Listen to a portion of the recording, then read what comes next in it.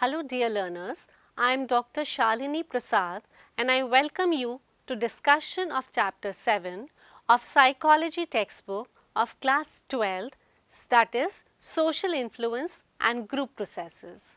You will be learning about influence of group on individual behavior, social loafing, conformity, compliance and obedience.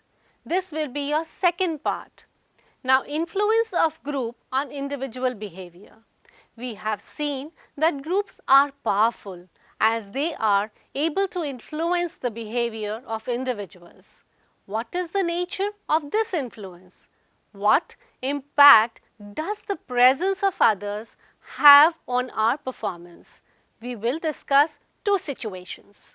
That is, an individual performing an activity alone in the presence of others, we call this notion as social facilitation. Secondly, an individual performing an activity along with the others as part of a larger group, and we call it as social loafing. Since social facilitation has been briefly discussed in your previous chapters of 6th and others, we would try to understand the phenomena of social loafing in this section.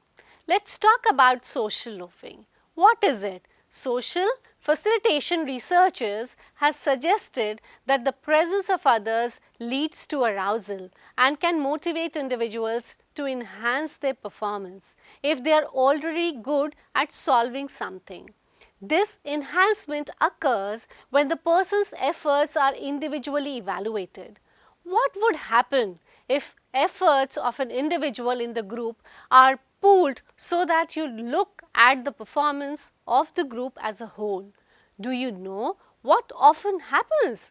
It has been found that individuals work less hard in the group than they do while performing it alone. This points us a phenomena referred to as social loafing. Social loafing is the reduction of the individual's effort when working on a collective task. That is, one in which output are pooled with those of other group members. An example of such a task is the game of tug-of-war. It is not possible for you to identify how much force each member of the team has been exerting. Such situations give opportunities to the group members to relax and become the free riders. This phenomena has been demonstrated in many experiments by Latany and his associates, who asked the group of male students to clap or cheer as loudly as possible, as they experimenters were interested in knowing how many noise people can make in a social setting. So they varied the group size. Individuals were either alone or in groups of 2, 4 and 6. This results the study that showed that although the total amount of the noise rose up as size increased, the amount of the noise produced by each participant dropped. In other words, each participant put in the less effort as the group size increased. Now, my dear learners, why does social loafing occurs? The explanations offers various reasons to it. Group members feel less responsible for the overall task being performed and therefore exert less effort. Motivation of members decreases because they realize that their contributions will not be evaluated on the individual basis. The performance of the group is not to be compared with other group members. So, there is an improper coordination or virtually no coordination among the members. So, belonging to the group's members of the same group is not important for the members. It is only just an aggregate of the individuals. Now, can we reduce the social loafing? Yes, we can definitely reduce it by making the efforts of each person identifiable, increasing the pressure to work hard, that is, making group members committed to successful task performance. We can also do it by increasing the apparent importance or the value of the task, making people feel that their individual contribution is equally very important. Next, strengthening group cohesiveness, which increases the motivation for successful group outcome. Now let's talk about a concept called as a group polarization. We all know that important decisions are taken by groups and not by individuals alone. For example, a decision is to be taken whether a school has to be established in a village. Such a decision has to be a group decision. Now, we have also seen that when groups take decisions, there is a fear that the phenomena of groupthink may sometimes occur. Group show another tendency referred as a group polarization. It has been found that groups are more likely to take extreme decisions and individuals alone. Suppose there is an employee who has been caught taking bribe or engaging in some other unethical act. His colleagues are asked to decide on what punishment he or she should be given. They may let him go scot-free or decide to terminate his services instead of imposing a punishment which may be commensurate with the unethical act had engaged in. Whatever the initial position in the group, this position becomes more stronger as a result of discussions in the group. The strengthening of the group initial position as a result of group's interaction and discussion is referred as group polarization. This may be sometimes have dangerous repercussions as groups may take extreme positions, that is from very weak to a very strong decision. Why does group polarization occur? Let us take an example where the capital punishment should be there. Suppose you favor capital punishment for heinous crimes. What would happen if you were interacting with and discussing this issue with the like-minded people? After this interaction, your views may become stronger. The firm conviction is because of the following three reasons. Why? It is in the company of the like-minded people you are likely to hear newer arguments favoring your viewpoints. This will make you more favorable towards the capital punishment. So, when you find others also favoring capital punishment, you feel that this view is validated by the people. This is a sort of bandwagon effect. Now, when you find people having similar views, you are likely to perceive them as in-group. You start identifying with this group, begin showing conformity, and as a consequence, your views become more strengthened. Let's talk about another interesting concepts called as conformity, compliance and obedience. Groups and individuals, they exert influence on us. This influence may force us to change our behaviors in a particular direction. The term social influence refers to those processes whereby our attitudes and behaviors are influenced by the real or imagined presence of other people. Throughout the day, you may have encountered a number of situations where others have tried to influence you and make you think in the ways they want. Your parents, your teachers, your friends, radio and television commercials creates one or the other kind of social influence. Social influence is a part of our life. In some situations, social influence on us is very strong, as a result of which we tend to do things which we otherwise would have not done. On the other occasions, we are able to delay this influence of others and may even influence them to adopt our own viewpoint. This section describes three important group influence processes, that is conformity, compliance and obedience. Imagine the following situation in your school. Some of your friends come to you with the letter to protest against the rule that has been recently announced, banning use of mobile phones in the school. Personally, you will find that, or you will believe that the rule is very sensible and should be enforced.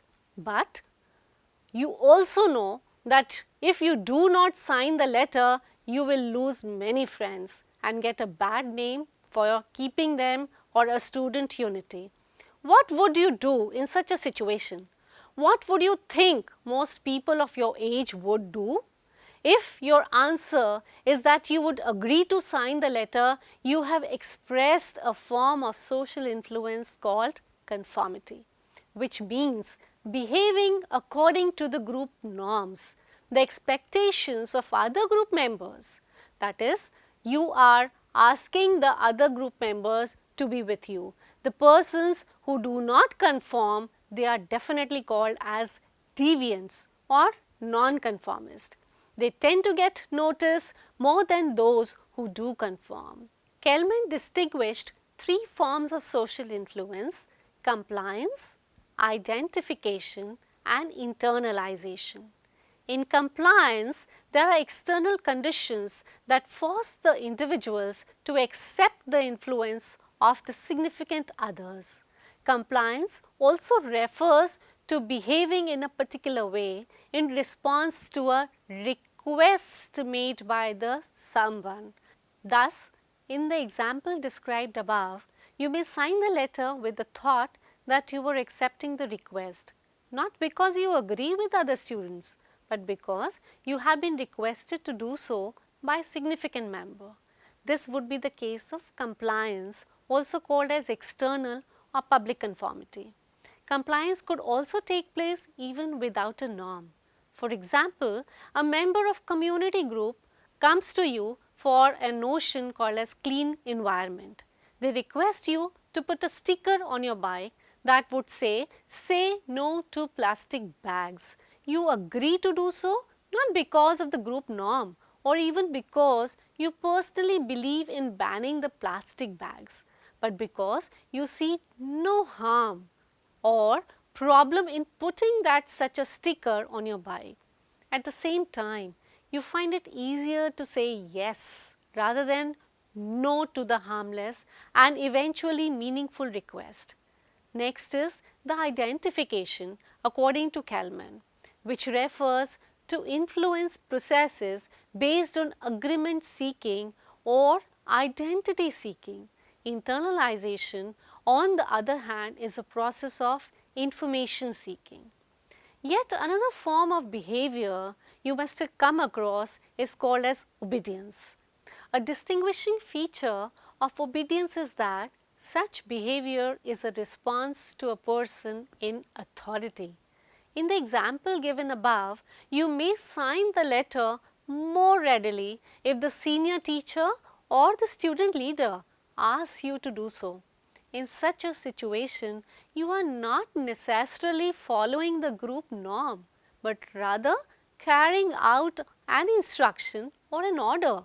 The presence of an authority figure immediately makes this behavior different from conformity. For instance, you may stop talking loudly in the classroom when the teacher asks you to keep quiet, but not when your classmate tells you to do the same thing. We can see that there are some similarities also between conformity, compliance and obedience, but there are also some differences. All these indicate the influence of others on the individual's behavior. Out of the three, obedience is the most direct and explicit form of social influence, whereas compliance is less direct than the obedience because someone has requested and thus you comply just here because the probability of refusal is there. Conformity is the most indirect form. You are conforming because you do not want to deviate from the norms. Let's talk more in detail about the conformity. When you talk about conformity, as we say, it's a most indirect form of social influence. Tendency to follow norms is natural and spontaneous. Norms are basically unwritten, informal rules. They provide information about what is expected from people in a situation, allows the groups to function smoothly. People feel very uncomfortable if they are called as different, it could lead to dislike or disapproval or some form of social punishment, that is, they are also called as deviants or the non-conformist. Following norms is the easiest way to avoid that disapproval. So, norms, they are reflecting the views and beliefs of majority. Feels that majority is likely to be right. So, we always feel that majority is always right.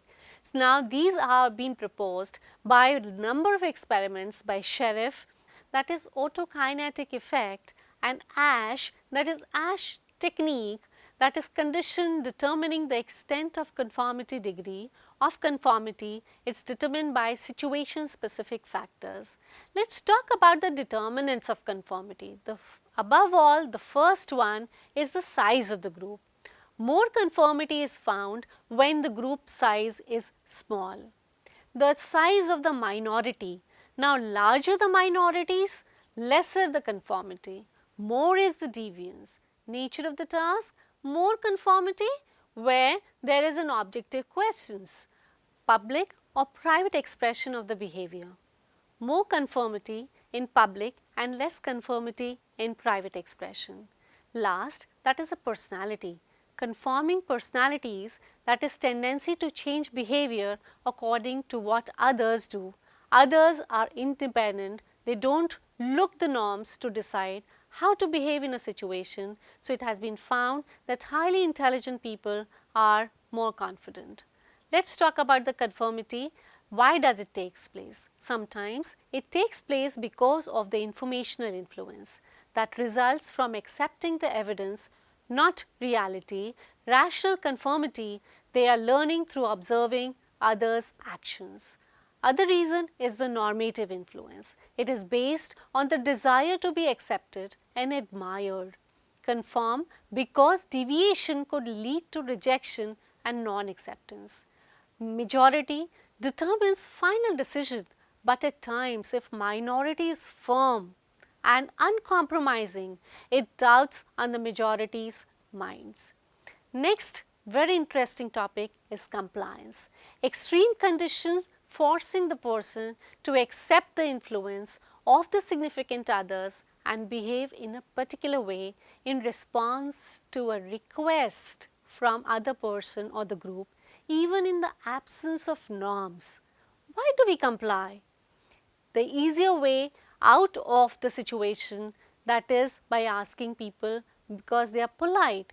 Now, there are a number of factors for compliance. What are these factors? Let us check it out. The first factor is foot in the door technique, being or making small request that one can't refuse. Move to the bigger ones once you comply with the first request, feels uncomfortable refusing the second one. You must have observed the doorman or the salesman when they come to you for asking certain things. First, they give you some gifts and which you can't deny or you accept it readily, but you can't deny the second one as they come to you. Second comes is the deadline technique. A last date is announced until an offer is available. Make people hurry up so they can't miss it, this opportunity. More is, that is the only actually which is required, it is usually granted. Last is door in the face technique, being with the large request, and when this is refused, move on into making a smaller request. The one actually required, it is usually granted. Next interesting topic coming to our way is obedience. Obedience, it refers to the response to a person in authority. It, as it said, direct and explicit form of the social influence. Someone has requested and you complied. If disobeyed, one is likely to get punishment from the people in authority. So, thus one has to obey as people in authority have effective ways and means to get it enforced. Now, in Milgram's experiment, it was said that even ordinary people are willing to harm innocent people if ordered by someone in authority. Why do people obey after knowing the effects? Number one, they feel that they are not responsible for their own actions and that they are simply carrying out the orders from an authority. Number 2, authority is very powerful and possesses signs, symbols that is very, very difficult for us to resist. Number 3, authority increases the commands from the lesser to the greater levels. Initially, the obedience binds, follows for the commitment, and once you obey the small orders, you start obeying bigger orders as you feel committed to the authority. Lastly, events move at such a fast speed that there is no time to think. One just obeys the orders. Dear learners, you must have felt this in the situation of riots. Hope you have enjoyed the entire session wholeheartedly because we did so many interesting topics like social loafing. You understood what are the major reasons for social loafing, how you can reduce social loafing. We also tried to understand the concepts that is conformity, compliance and obedience. We also tried to make some differences as well as the similarities in all these three concepts. Thank you.